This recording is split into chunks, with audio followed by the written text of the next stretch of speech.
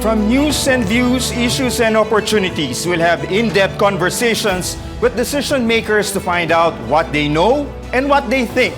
I'm David Santos, sitting in for Rico Hizon, inviting you to join the exchange because your business is our business. Companies backtracking reopening plans. Businesses struggling with lack of manpower. Offices again shuttered. As the workforce suffers a blow from the highly infectious Omicron variant, we will dig up policies concerning remote work and what the government is doing to help our infected kababayans. One labor group wants employers to give COVID-positive workers more paid sick days. But what will this mean to businesses now in survival mode? And the best practices in future-proofing the workplace in our C-Suite vision.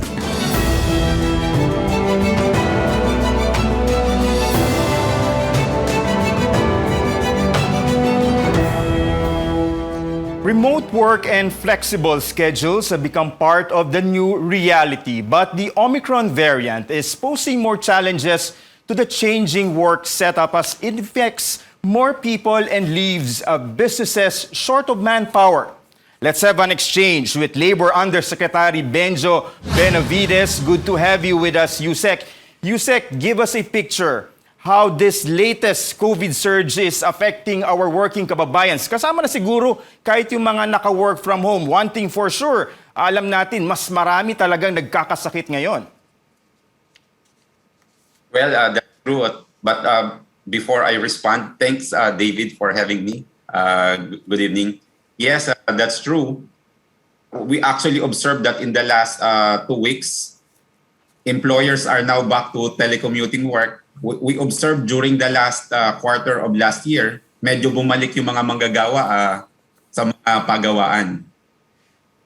Nabanggit mo, Yusek, itong telecommuting, no? I guess many of our kababayans are not aware that there's such a thing pala na telecommuting law, no? Basically, it is defined as work arrangement wherein an employee is allowed to work from an alternative workplace with the use of telecommunication and computer technologies. Interestingly, this law was passed in December 2018, more than a year before we went on a strict lockdown. So parang this law somehow foreshadowed, no, the pandemic because eventually many of us had to work from home. Paano nagiging applicable itong RA 1116-5 sa ating current situation?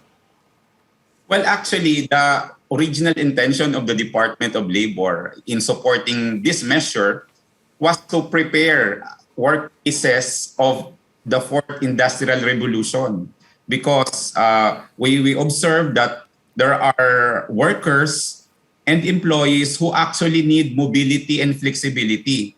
Hence, telecommuting work arrangement was introduced. This is one of the non-standard form of employment. Mm-hmm. Fortunately or unfortunately, there was COVID in 2020. Hence, to accelerate the implementation of telecommuting work arrangement in companies. By the way, telecommuting work arrangement is still not mandatory. Mm-hmm. It is not imposed to companies, but we give the option on the part of the companies to adapt and implement this type of arrangement. Pero Yusek, sabi nyo nga,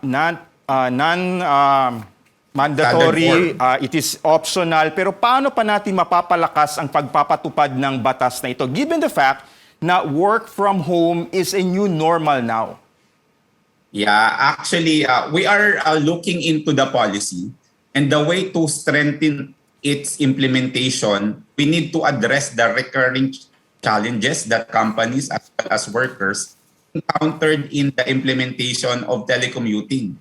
One major challenge that we observe is, of course, internet connectivity. Right. In many places and workplaces, as well as places of residence, telecommuting won't work due to lack or unreliability of internet connection. The other challenge is, of course, the unsuitability of the places of residence as workplaces. Mm-hmm. Home it's not supposed to be intended for work. But then again, because of the pandemic and because of the need to continue earning, we have to do our work in the confines of our home. Right. There are inherent structural as well as logistical and personal to using our home as our office. DOLE released the IRR, yung implementing rules and regulations for the telecommuting law in March 2019. Again, this was a year before the pandemic started. May babaguhin ba tayo mga guidelines since usong-usong nga itong mga work from home arrangements? None so far, but there are pending bills in Congress that seek to provide additional benefit for workers under telecommuting work arrangement, because these are benefits that are not yet provided under the existing laws.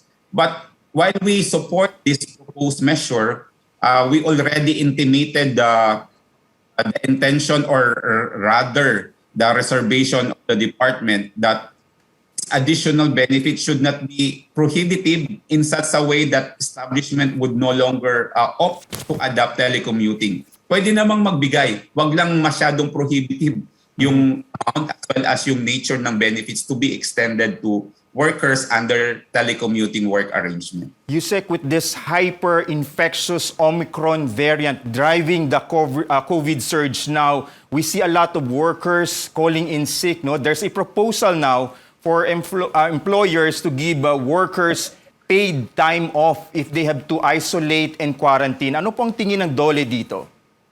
Well, we welcome that proposal, but still, we need a legal cover, legal basis for that. There is a bill pending in Congress that is a bill or a measure to provide quarantine leave for workers. At present, what we can do is just to issue a labor advisory, and the secretary is issuing that the soonest. We will just clarify what benefits and an employee in COVID may avail of under the company policy or under existing laws, as well as rules and regulation implemented by the Employees Compensation Commission and the Social Security system for the workers in the private sector. Well, thank you for that exchange, Labor Undersecretary Benjo Benavides. Now, here's a rundown of the week's top business stories. Beginning January 14th until the end of the month, the Philippine Stock Exchange has shortened trading hours up to 1 p.m. because of the fresh spike in COVID-19 infections. The Philippine Statistics Authority says imports of pandemic response-related items like medicine and protective gear rose by more than 230% year-on-year in November. And the World Bank sees the Philippines' economy growing fastest in ASEAN this year because of sustained public investments and recovering household consumption. Now, still ahead on The Exchange, where your business is our business. With the coronavirus infecting many workers, are more paid sick days in the horizon for the employed? Now, we speak to the Trade Union Congress of the Philippines. And we look through which passport holders in the world can travel to most destinations without a visa. You're watching CNN Philippines.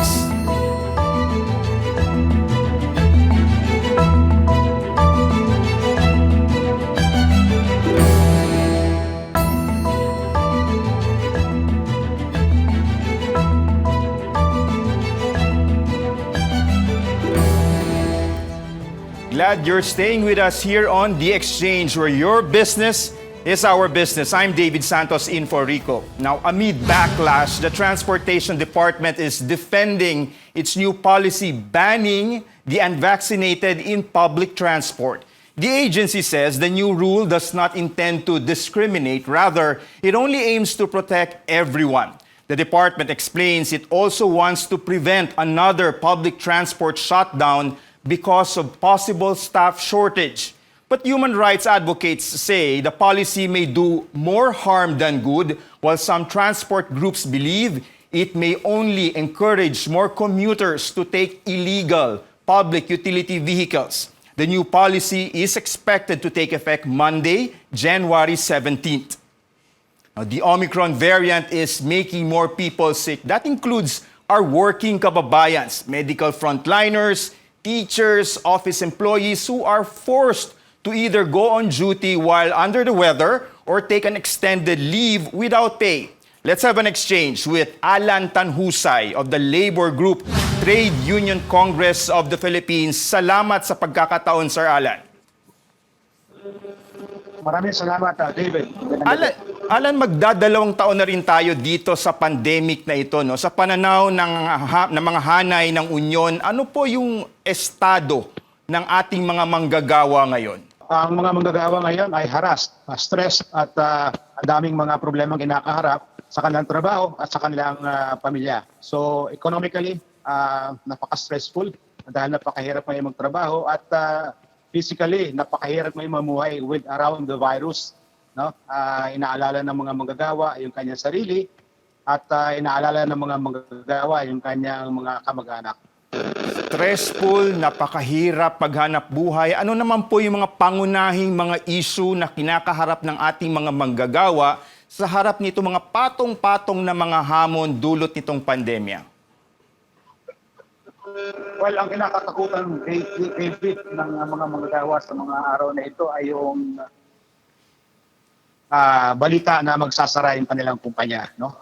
Yan talaga ang numero unong problema ngayon ng mga manggagawa at nagbibigay ito ng matinding stress sa kanila kasi anytime maaring magsara, maaring magbabawas at ma-redisplay sila. No? Mawalan sila ng trabaho at mawalan sila ng income. Alan, may mga panawagan na payagan na ring iksiin yung quarantine at isolation period ng mga bakunadong manggagawa nang sa gayon, makapagpatuloy sila ng kanilang trabaho at matugunan naman yung pangangailangan ng kanilang mga pamilya. Ano po ang pananaw niyo po dito? Dapat lang may ibigay agad itong mga benepisyo nito, lalong-lalo na itong pinapanukala ng TCP na paid isolation and quarantine benefit. Lalong-lalo na sa mga panahon ito, no? Sa panahon ng Omicron, kung saan napakabilis ng infection. Kung kaya napakarami sa mga frontline economic workers natin, lalong-lalo na yung sa banking, restaurants, transportation, ang madaling ma-expose. No? Kung kaya sila ay madalas i-undergo sa isolation and quarantine. Pero dahil sa ubos na yung kanilang leave credits, no, wala na silang sasahurin pagka sila ay isolate at quarantine ng kanilang employer. So itong panukalan ito, itong measure na ito ay napaka-timely at napaka-relevant. Kaya inaasahan natin na dapat putpat ng target ng Department of Labor.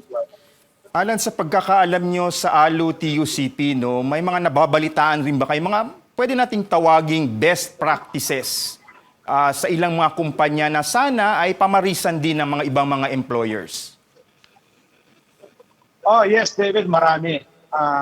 In fact, we can proudly say na sa panahong pandemic na ito, napaka-ingge ng manggagawa na may union. No, marami sa mga companies ang nagbibigay ng magagandang benepisyo para lang ma-empower yung kanilang mga manggagawa lalong-lalo na sa panahon ng krisis ng pandemic, no? Maraming nag-innovate, no? Maraming mga employers, they go out of their way just to take care of their employees during this difficult period. Right.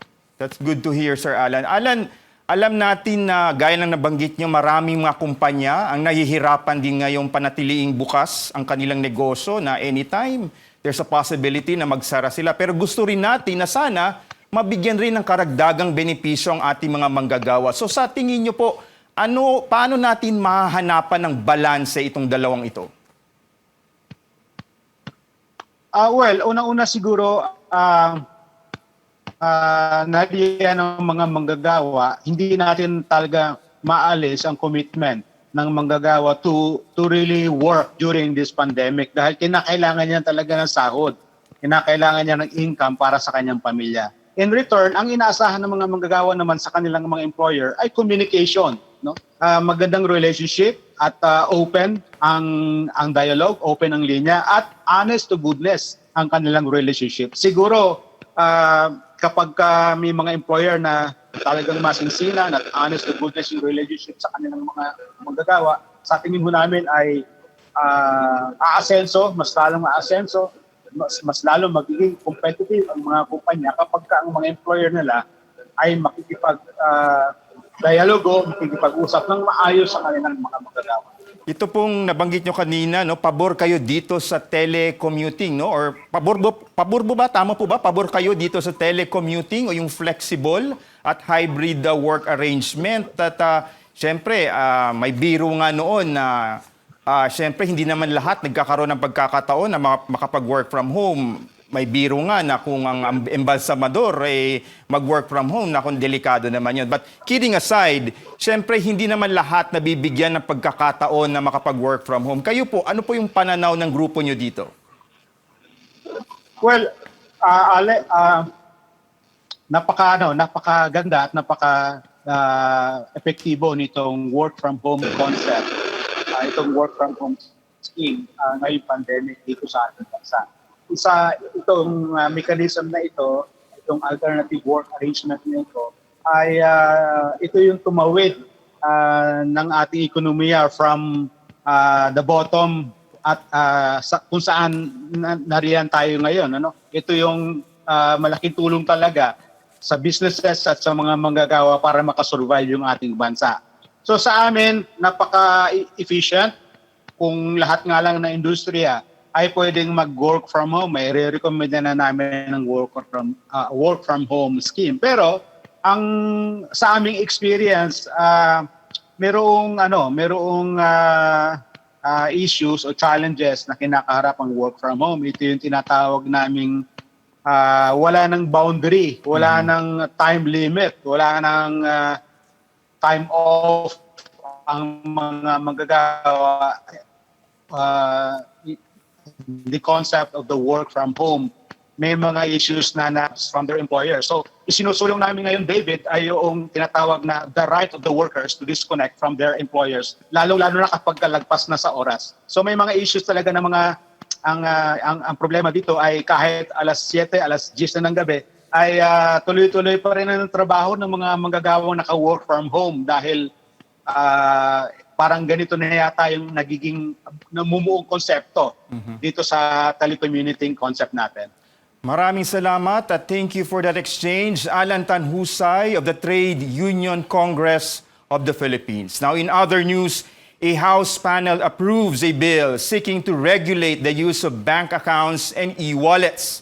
The House Committee on Banks and Financial Intermediaries has approved in principle a proposal penalizing those using online financial accounts for illegal activities. Among the acts covered are acting as money mule or accepting money on someone's behalf for questionable purposes. Violators may be fined up to ₱500,000 pesos. The bill aims to protect our kababayans from cybercriminals. Committee Chairman Juni Kua hopes the bill will hurdle final reading before the House goes on break next month. Now, up ahead on The Exchange, where your business is our business. What best practices should workplaces carry out as they adjust to the pandemic? We'll have an exchange with the People Management Association of the Philippines live. Which passports will allow you to travel to most places of the world without visa? We'll take a look later on the show. Keep it here on CNN Philippines News you can trust.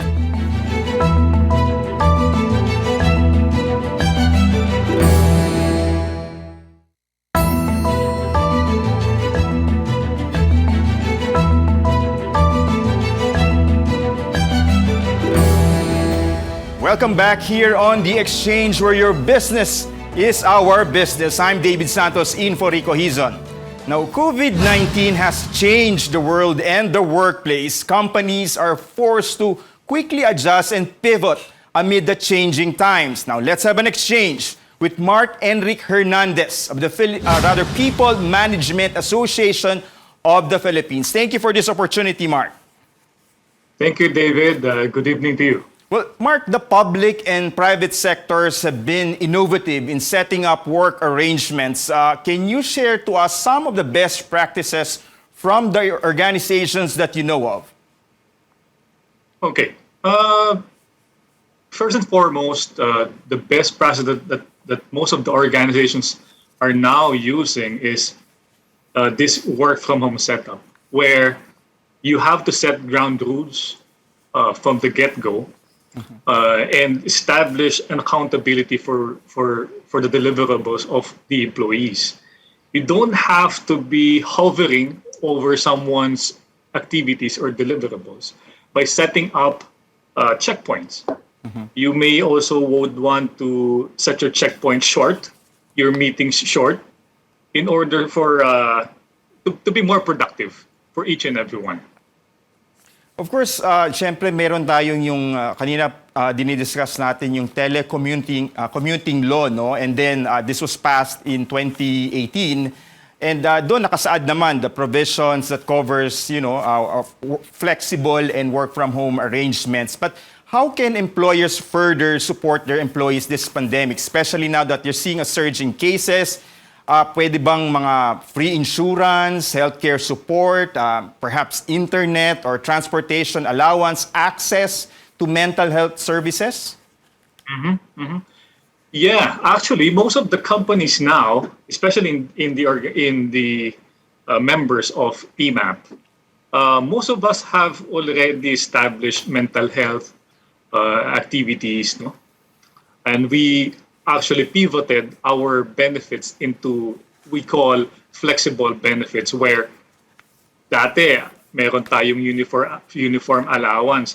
Now the amount that we're going to give to the employees on that regard are now being shifted to mental health or wellness benefits, wellness allowances.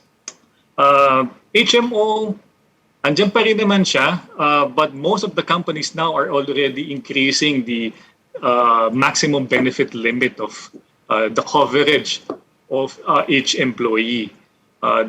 Another thing is in regards to flexible benefits, yung in terms pagdating sa let's say technology, they can actually give now technological allowance, internet connection, electricity allowances. Sinishift now yung best practice or yung former practice in terms of giving employee benefits to adapt to this current times where electricity is a need, office space is also a concern at home, at the same time yung internet connection. Mark, naman? Go ahead. Sorry. Go ahead. Yeah, those are the things that the companies can actually adapt for their employees, no? Para dun sa employee benefits nila. Mark, ano naman tingin mo kasi kanina binanggit ni Sir Alan Tahunsay ng TUCP, medyo wala ng borderline, no, when it comes to working from home kasi dahil flexible ang ating work arrangement, minsan wala ng oras kahit gabi, kahit when you're attending to your kids, to your family, may papasok na email, may papasok na trabaho. Ano yung although may mga pros itong batas na ito, may mga cons din. Ano yung nakikita yung mga cons dito, and how should companies and employees manage them? Yeah, I certainly agree with Sir Alan kanina sa point of view niya. Minsan talaga nawawala yung delineation between work and family matters because you're working from home. That's yung isa sa mga cons ng work from home, that you are forgetting the time already, that you're starting your day early and ending your day very late. Nawawala yung hindi natin naka-compartmentalize yung ating trabaho. I believe that the companies now are already shifting that mindset by having continuous and progressive discussion with their employees. importante that there's a good communication between the employees and the employers. Siguro it's also high time that the leaders also set the guidelines from the start of working from home setup. Doon may setup din nila yung oras para talaga sa pamilya, what time it is considered for your meals, of course, for the time that you need to check in and the time that you need to check out. I guess a constant communication is the key for its success. Yung work from home setup will be a successful one kung maganda yung magiging communication between the two parties. Thank you for that exchange, Mark Enrique Hernandez of the People Management Association of the Philippines. Now, which passports can get to most places around the world without a visa? This 2022, the Henley Passport Index's top 5 countries opens travel to nearly 200 destinations visa-free. Japan and Singapore top the list with 192 places. The Philippines is at 77th place with 66 destinations, but temporary restrictions are not taken into account, including those caused by the pandemic. And this is the exchange. We make sense of the facts and figures and the ups and downs of the business cycle, because your business is our business. I'm David Santos, in for Rico Hizon. Thanks for watching CNN Philippines News You Can Trust.